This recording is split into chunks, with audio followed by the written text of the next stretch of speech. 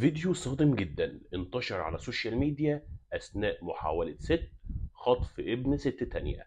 يا ترى ايه اللي حصل؟ يلا اوريكم الفيديو واحكي لكم القصة بالكامل. صدق او لا تصدق مع الصحفي احمد الجدي. فيديو متداول لسيدة مع ابنها واختها او صديقتها في السوبر ماركت، وفجأة جت ست لابسة عباية ووقفت جنبها، وهي بتبص على البضايع وبتشوف هتختار ايه.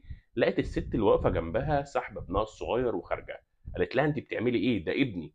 فست قالت لها انا اسفه انا اسفه انا فكرت ابني. وبالفعل كان حوالين المكان طفلين بيخشوا وبيخرجوا، وتقريبا الاطفال دي لجذب الانتباه او لتشتيت الانتباه، او كمان عشان لما الست دي تقع في شر اعمالها تلاقي حجه تهرب بيها وتقول لهم معلش انا كنت ببص على البضاعه وسرحت وخدت الواد اللي هو مش ابني مكان ابني.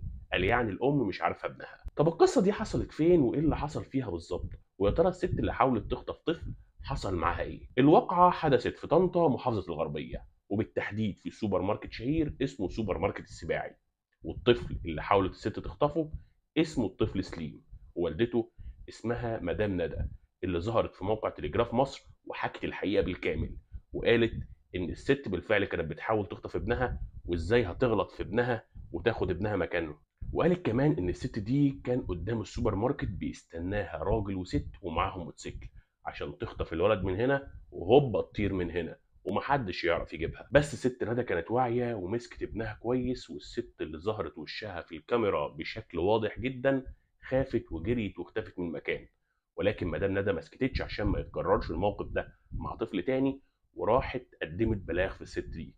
وطبعا شكر خاص جدا للامن في الغربيه وبالتحديد مدينه طنطا، اللي اتحرك بسرعه جدا والقى القبض على الست واللي معاها، وهي حاليا في الحبس وسيتم احالتها للنيابه ومحاكمتها. ومدام ندى بالمناسبه عشان الناس اللي بتقول انها ممكن تكون اتلخبطت في الابن، اكدت انها ما كانتش متلخبطه خالص، وكانت شايفه كل الناس حواليها كويس جدا وشايفه عيالها عند الباب، ولكنها عملت الحجه دي عشان تهرب منها وتهرب من انه يتم القبض عليها زي ما حصل.